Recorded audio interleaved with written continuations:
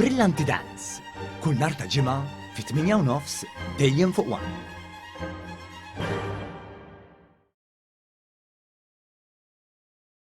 Il-Prim Ministru Robert Abela ħabbar li l-Kabinett approva qafas ġdid ta' regolamenti li jirrigwardja fost oħrajn il-liċenzjar tal-kuntratturi tal-bini. Dr. Abela ħabbar dan meta kienet iwieġeb għal mistoqsijiet tal-ġurnalisti fosthom brabta mal-każ ta' Jean Paul Sofia. Il-Prim Ministru sostna li d-dokument approvat jirrifletti riforma f'dan is-settur, riforma li tinkludi bidliet leġislattivi robusti. Jekk issaqsin imbagħad jonqos nagħmlu iżjed fejn tidħol regolamentazzjoni ngħidlek il-iva u kien għalhekk il-Kabinett il-bieraħ approva qafas ġdid ta' regolamenti fosthom dak li jirrigwardja l-liċenzjar tal-kuntratturi se nkunu qegħdin inniedu l-ewwel proposti tagħna fil-jiem li ġejjin ġie approvat il-bieraħ huwa dokument li huwa wieħed robust ta' bidliet leġislattivi se nkunu qed nagħmlu riforma l-ewwel darba li qatt saret f'dan is-settur. Dan minkejja regolamentazzjoni f'dan il-qasam diġà hemm u li permess tagħha tresqu n-nies fil-qorti fil-passat fuq każijiet separati. Brabta mal-każ ta' Jean Paul Sofia, il-Prim Ministru tenna dak li qal fid-diskors li għamel it-tnejn filgħaxija fil-Parlament meta appella biex jingħalaq il-proċess verbal brabta mal-każ mingħajr dewmien. Dan għandu jisir anke fid-dawl tal-fatt li għaddew aktar minn 3 xhur minn mindu seħħ il-każ.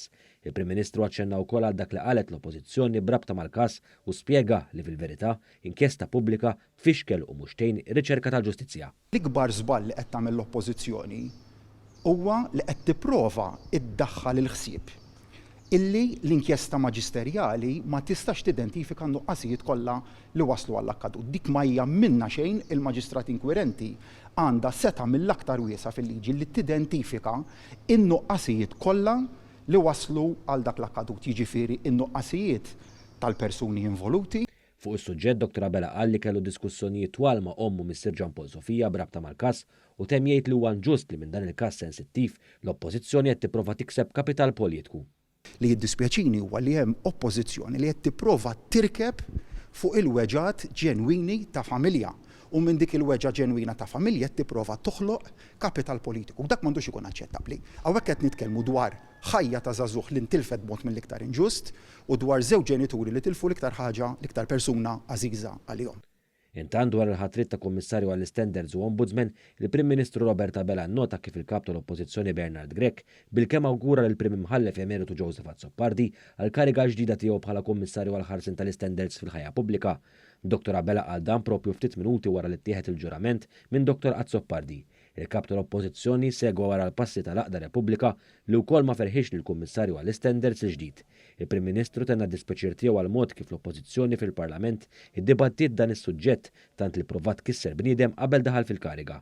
Dan fil-waqt li awgura kemm lill-Prim Imħallef Emeritu Joseph Azzopardi u kif ukoll l-Imħallef Emeritu Joseph Zammit McKean għal karigi ġodda rispettivi tagħhom. Il-kap tal-Oppożizzjoni mill-ewwel u għamel sew kif għamilt jien feraħ mill-ewwel lill-Ombudsman l-Kummissarju għall-ħarsin tal-Standards naqas milli jawguralu li f'awguri sfurzata ftit tal-minuti ilu. Però ejja nħarsu l-qudiem u nittama issa illi il-messaġġ kif jien nemmel għandu jkun huwa mhux nippruvaw inkissru kif għamlet l-Oppożizzjoni fid-dibattitu parlamentari tipprova tkisser bniedem qabel għadu beda, ejja nħallu lil Prim Imħallef Emeritu jibda fil-ħidma tiegħu l-istess ngħid għall-rigward tal-Ombudsman ejja nħalluh jibda fil-ħidma tiegħu perswas li t-tnejn li huma se jagħmlu suċċess.